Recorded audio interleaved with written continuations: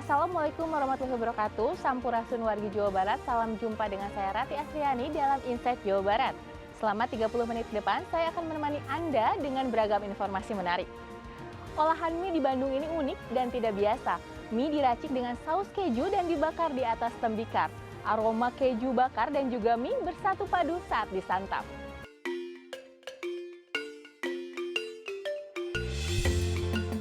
Menyantap mie rebus sering, mie goreng juga langganan.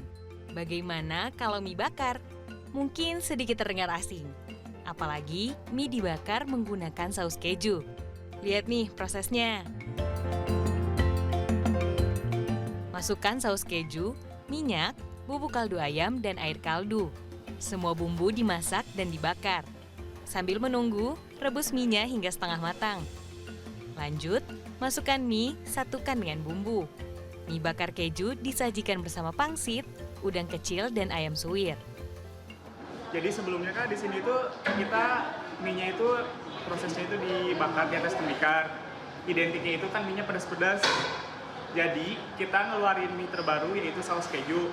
Harganya mulai dari 10.000, udah dapat toppingnya pangsit ayam, ayam kabul, sama udang crispy.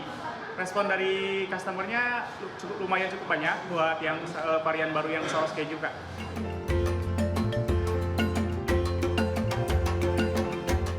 Keunikan menjadi magnet bagi pemburu kuliner untuk cicipi menu ini. Penasaran pengen nyobain makan mie bakar rasa saus keju, ternyata rasanya enak sekali. Mie bakar di Jalan Ciliwung, Kota Bandung ini dibanderol mulai dari Rp10.000. Dian Permatasari, Bandung. Mie adalah hidangan yang sangat digemari oleh masyarakat Indonesia. Kalau biasanya mie disajikan dengan kuah yang hangat, berbeda dengan mie yang berada di sebuah restoran di Depok, karena mie disajikan dingin dengan es batu di bawahnya.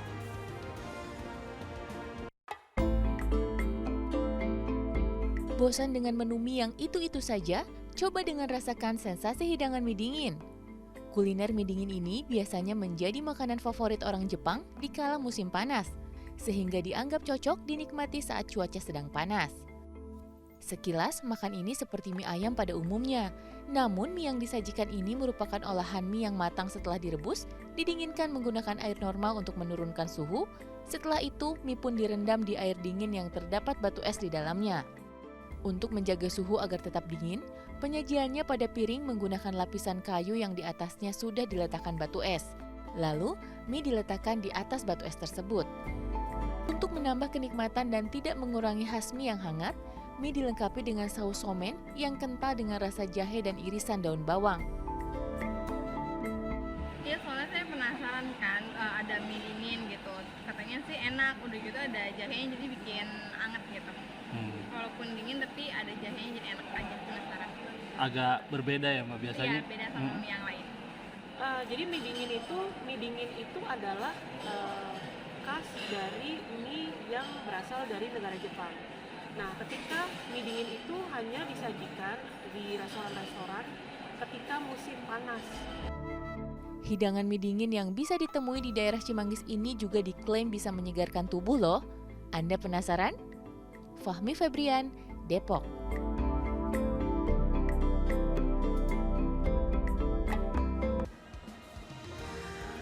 Dari aneka olahan mie, usai jeda kami akan menginformasikan mengenai berbagai jenis roti dari mancanegara.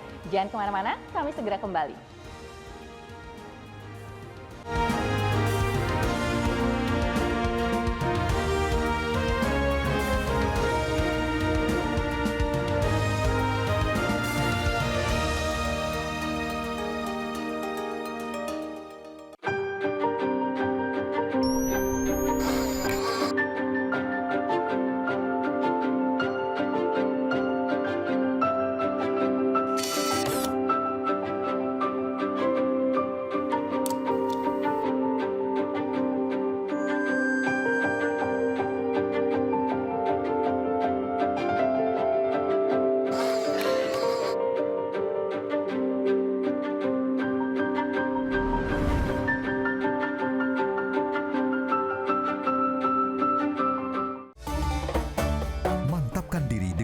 sop penyejuk hati untuk tingkatkan keimanan dan ketakwaan. Karena dunia itu bukan untuk dibandingkan. Kalaupun kita harus iri, kata Nabi, kita hanya boleh iri pada 2 orang. Pada orang yang Allah titipkan harta, orang yang Allah berikan dia ilmu, dia amalkan di jalan Allah Subhanahu wa taala. Jangan lewatkan Gapai Kemuliaan setiap hari jam 5 pagi di CNN Indonesia.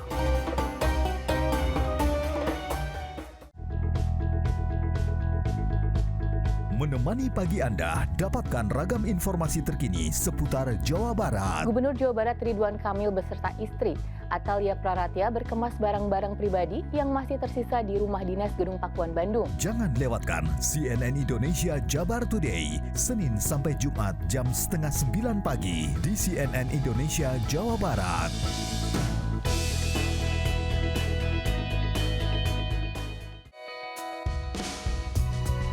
Dunia olahraga memberikan pelajaran hidup yang begitu bermakna. Masalah latihannya atau apa yang harus dilatihnya, bagaimana cara melatihnya, mungkin itu mengikuti perkembangan juga mungkin. Ikuti kisah inspiratif hingga informasi menarik lainnya seputar olahraga dalam Sport Heroes setiap Sabtu jam 9:30 malam di CNN Indonesia.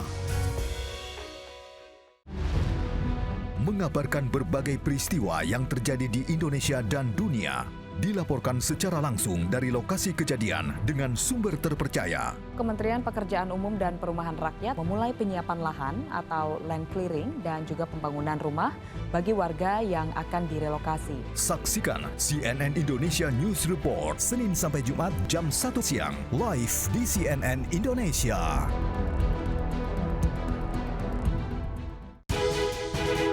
Ikuti laporan khas redaksi yang mendalam dan terpercaya bersama CNN Indonesia. Sidang pembunuhan berencana terhadap Brigadir Joshua Huta Barat kembali digelar di Pengadilan Negeri Jakarta Selatan.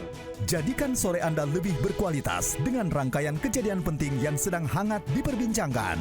Jangan lewatkan redaksi Senin sampai Jumat jam 2 siang lewat 15 menit live di Trans 7 dan CNN Indonesia di Transvision. Memiliki tanggung jawab moral dan paham akan kode etik sebagai landasan untuk bekerja bagi kami para jurnalis, apalagi di era penyebaran hoax yang kini semakin masif. Jurnalis harus mampu memenuhi hak publik akan informasi yang edukatif tanpa bumbu provokatif. Sejatinya jurnalisme positif sampai saat ini berkontribusi besar dalam buah pemikiran demi mewujudkan perubahan dan kemajuan peradaban. Ya karya yang berdampak, citra berkualitas pun akan tampak. Saya Prasidya Puspa untuk CNN Indonesia.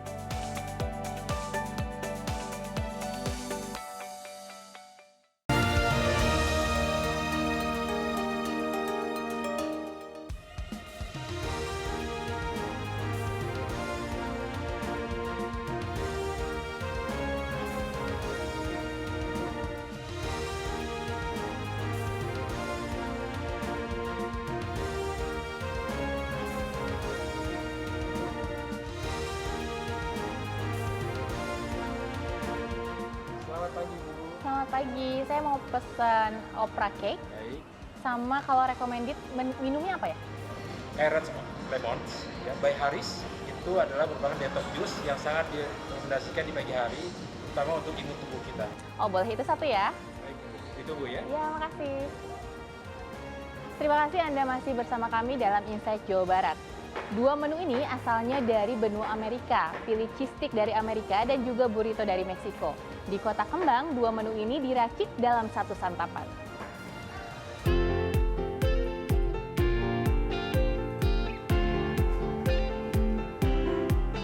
Philly cheesesteak adalah salah satu jajanan tenar di daerah Philadelphia, Amerika Serikat. Racikan aslinya memakai daging yang diisi ke dalam roti panjang yang dibanjiri saus keju. Di Bandung, resep negeri Paman Sam ini dimodifikasi dengan sentuhan cita rasa negara tetangganya, Meksiko, yaitu burrito.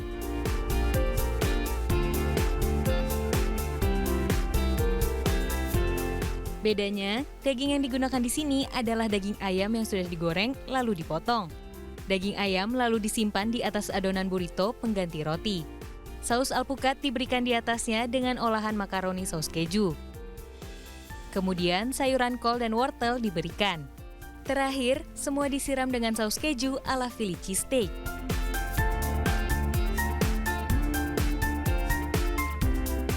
Philly burrito lalu digoreng hingga matang dan disajikan bersama kentang goreng. Philly burrito ala Wandas ini tuh sama yang dari Meksiko kita kombinasiin sama ala Amerika. Itu ada Philly ayamnya, jadi ayam Nashville gitu, kayak ala Philadelphia gitu, yang pedas. Terus kita kombinasiin sama saus guacamole, sama mac and cheese-nya ala Wandas. Banyak penggemar kuliner yang baru mencoba menu unik ini. Rasanya yang nikmat di lidah, disambut baik para pecinta kuliner. Aku baru pertama nyobain burrito yang versi Amerikanya. Lumayan sih, cukup creamy. Ini cuman kurang pedas dia. Tapi ini kayaknya bisa kalau misalkan kita buat pedas ini lebih enak sih. Cuman creamy-nya enak banget. Udah pas banget porsinya, kan kayak satu porsi ada 2 potong gitu. Itu pas banget buat bikin kenyang, tapi yang enggak yang terlalu kenyang banget. Dan di dalamnya ada kayak chickennya juga yang emang juicy banget dagingnya, dan emang bikin aku nagih gitu buat beli ini. Tapi next aku bakal beli yang versi pedesnya sih, soalnya aku suka pedas. Seporsi Philly burrito di kedai makan Jalan Wirangun Angun Kota Bandung ini dibanderol Rp43.000. Dian Permatasari, Bandung.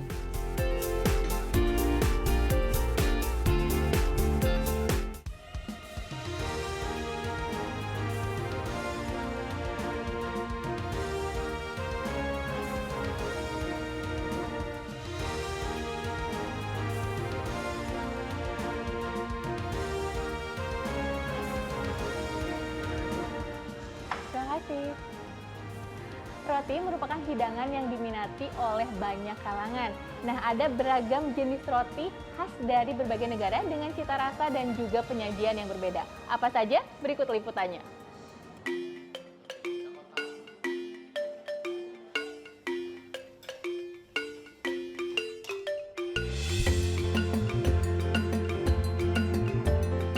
Roti merupakan salah satu sumber karbohidrat yang banyak dikonsumsi masyarakat.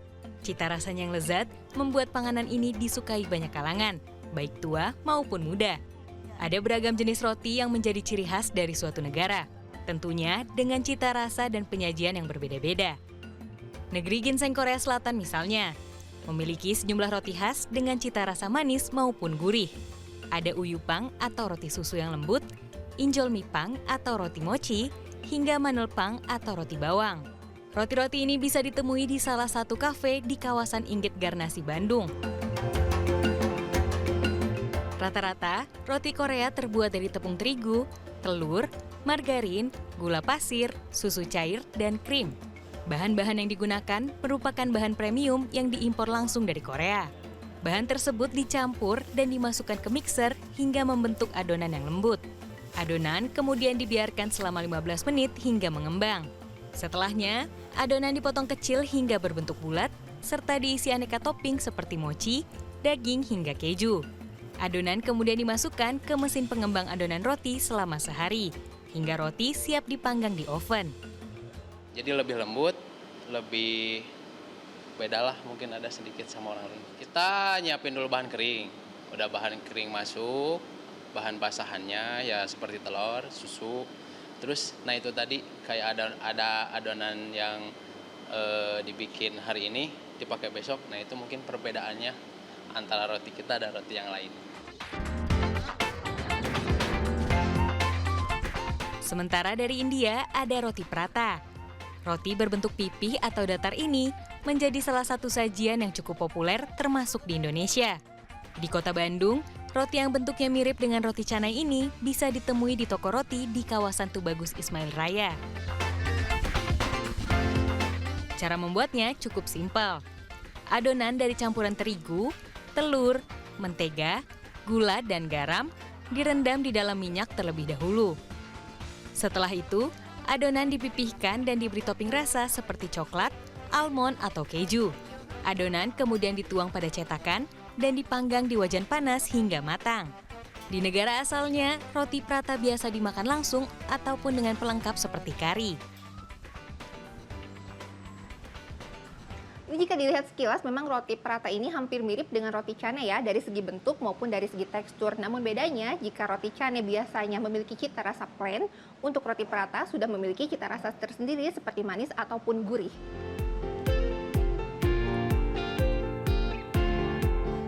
Negara lain yang memiliki aneka roti khas adalah Turki. Di negara ini, katmer merupakan roti tradisional yang biasa disajikan sebagai menu sarapan. Memiliki beragam varian, pada dasarnya katmer merupakan roti lapis dengan berbagai isian, mulai dari keju, daging, hingga salad. Adonan katmer terdiri dari campuran tepung terigu, ragi, dan garam. Adonan kemudian ditiriskan hingga mengembang. Setelahnya, adonan dipipihkan untuk kemudian dilipat sembari ditambahkan mentega yang sudah dicairkan. Adonan yang sudah jadi kemudian dipanggang di atas wajan panas. Untuk mendapatkan adonan sempurna, adonan katmer harus ditiriskan selama 3 kali dalam proses pembuatannya. Katmer biasa disajikan dengan tambahan keju feta untuk menambah kesegaran rasa. Jadi katmer ini biasanya disajikan sebagai hidangan untuk sarapan di Turki. Dan untuk rasanya sendiri ini cenderung gurih ya dari rasa butternya dengan tekstur renyah di luar dan lembut di dalam.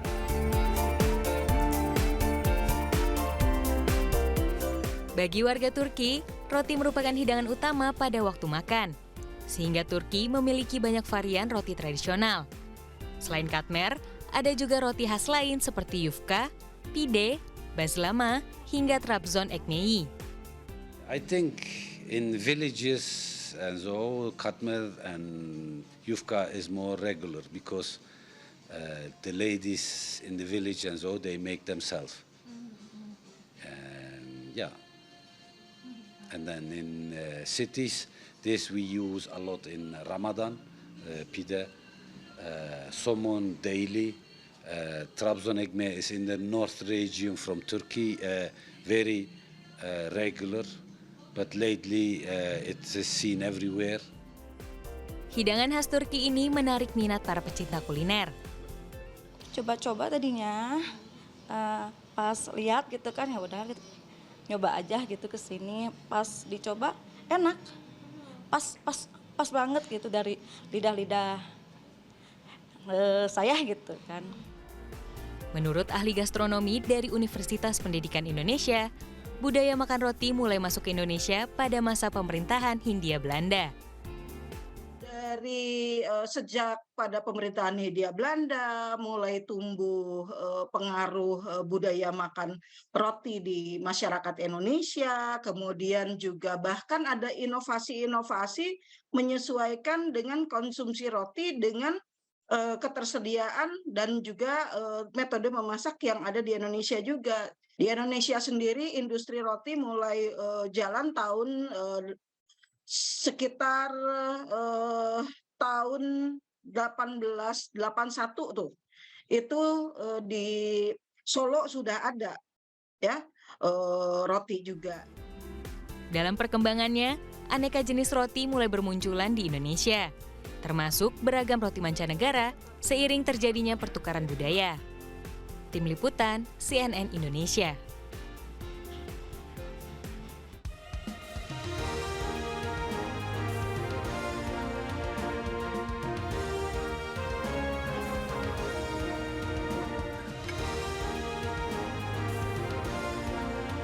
Usai jeda, kami akan memberikan informasi terkait makanan apa saja yang baik dan juga tidak baik untuk ginjal. Kami segera kembali.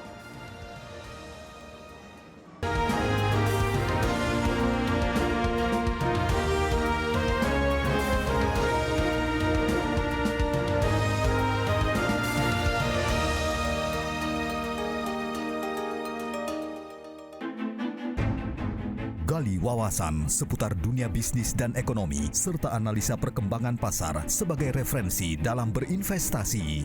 Kerjasama bilateral Indonesia dengan Rusia hingga September lalu meningkat lebih dari 50% dibanding tahun sebelumnya. Ikuti pergerakan ekonomi nasional dan dunia dalam Bisnis dan Referensi, Senin sampai Jumat jam 8:30 pagi, live di CNN Indonesia.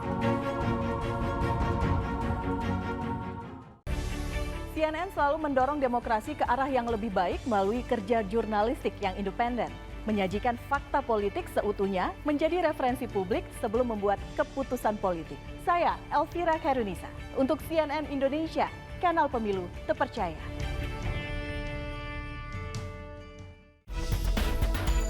Ikuti perkembangan informasi terhangat bersama CNN Indonesia, menghadirkan peristiwa penting yang terjadi di berbagai belahan dunia. Hujan deras yang melanda negara bagian Santa Catarina di Brasil Selatan menewaskan sedikitnya 2 orang. Jangan lewatkan berbagai informasi aktual dari dalam dan luar negeri bersama The World Tonight. Setiap hari jam 10 malam, live di CNN Indonesia.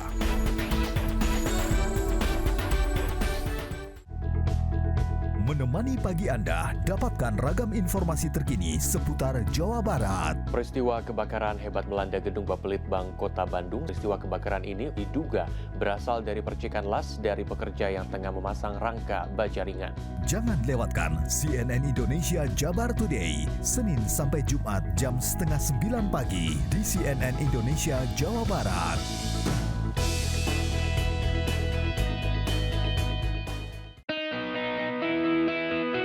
Beratnya ujian bukanlah penghalang untuk nyalakan harapan. Mereka lalui kehidupan penuh liku dengan semangat tak pernah padam. Ikuti kisah perjuangannya dalam Berbuat Baik setiap Sabtu jam 9 pagi di CNN Indonesia.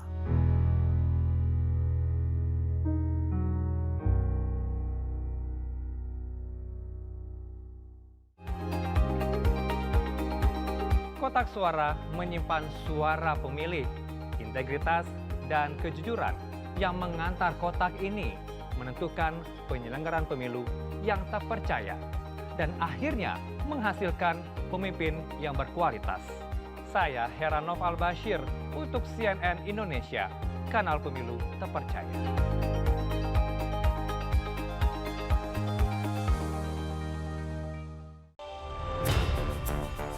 Menghadirkan ruang publik untuk bersuara dan menggali referensi terpercaya dalam menentukan pilihan.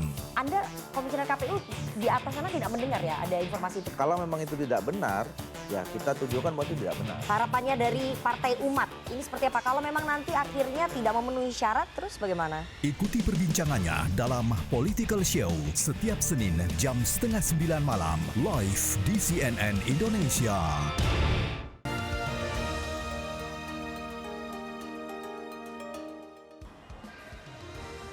Terima kasih Anda masih bersama kami dalam Insight Jawa Barat. Tahukah Anda kalau makan terlalu sembarangan itu bisa berakibat buruk bagi kesehatan ginjal? Untuk itu ada makanan-makanan yang baik untuk ginjal, ada pula makanan-makanan yang konsumsinya harus diawasi. Berikut liputannya. Menurut data Kementerian Kesehatan pada tahun 2022, penyakit ginjal menjadi penyebab kematian ke-10 di Indonesia dengan jumlah kematian lebih dari 42.000 jiwa per tahun. Untuk itu, kesehatan ginjal perlu menjadi perhatian. Sayuran dan buah-buahan adalah makanan yang baik untuk kesehatan ginjal. Namun, bagi yang mengalami gangguan ginjal, kandungan kalium dalam sayuran dan buah-buahan justru dapat memperburuk kondisi ginjal. Selain itu, ada juga buah yang dapat bersifat racun bagi ginjal jika dikonsumsi terlalu banyak, yaitu jengkol, mengkudu, belimbing, dan sirsak. Meski demikian, makanan bukanlah penyebab langsung gangguan ginjal, karena 50% pasien cuci darah atau penyakit ginjal kronik disebabkan oleh diabetes dan hipertensi. Namun keduanya terjadi akibat pola makan yang tidak terkontrol. Untuk menghindari diabetes, makanan yang harus diawasi adalah yang mengandung lemak dan gula.